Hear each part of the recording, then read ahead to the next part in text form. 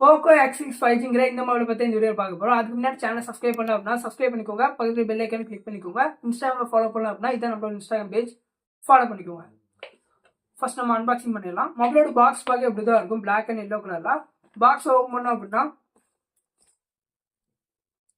First பார்த்தீங்கன்னா box open பண்ண பார்த்தீங்கன்னா மொபைல் இருக்கு. மொபைல் தவிர்த்து பாக்ஸ்ல பார்த்தீங்க அப்படின்னா மொபைல் கேஸ், 67 வாட்ஸ்க்கான adapter, USB cable, SIM ejector pin, அடுத்து பார்த்தீங்கன்னா யூசர் மேனுவல். இவ்வளோ தான் பார்த்தீங்கன்னா ஓவரால் மொபைலோட பாக்ஸ்ல இருந்துச்சு.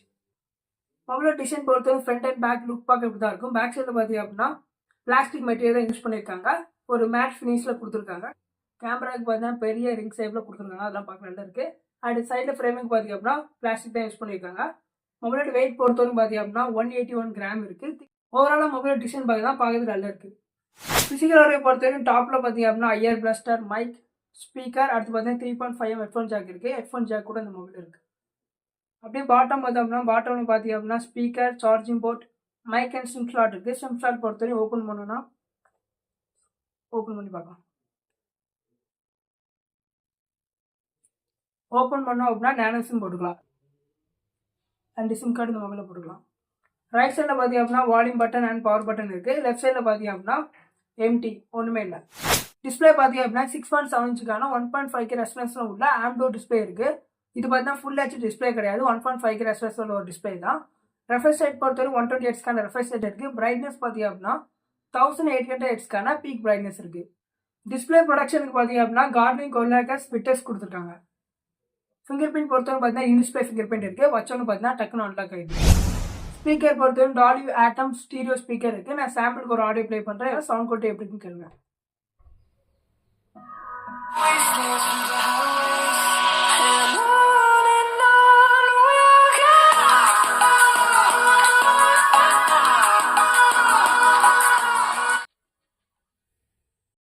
சவுண்ட் குவாலிட்டி பொறுத்தவரைக்கும் பார்த்தீங்க அப்படின்னா சூப்பராகவே இருக்கு. கேமரா பொறுத்தவரைக்கும் ஃப்ரண்ட்ல பார்த்தீங்கன்னா செல்ஃபி 60 மெகா பிக்சலுக்கான செல்ஃபி கேமரா கொடுத்துருக்காங்க. நான் செல்ஃபி கேமரா எடுத்த ஃபோட்டோஸ் வீடியோஸ் கிளிப்பிங் போடுறேன். Video quality and photo quality எப்படின்னு சொல்லி பாருங்க.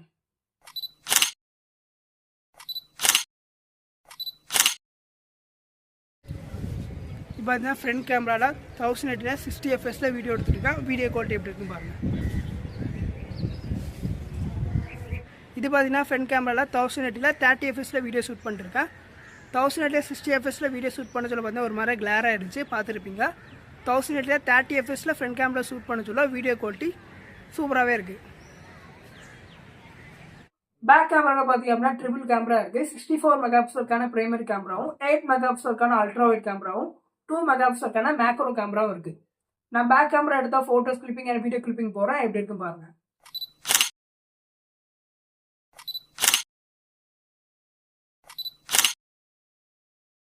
இது பார்த்தீங்கன்னா பேக் கேமராவில் 1080 60 fps வீடியோ எடுத்துகிட்டு இருக்கேன். ஆட்டோ ஃபோக்கஸிங் தான் செம்மையாகுது.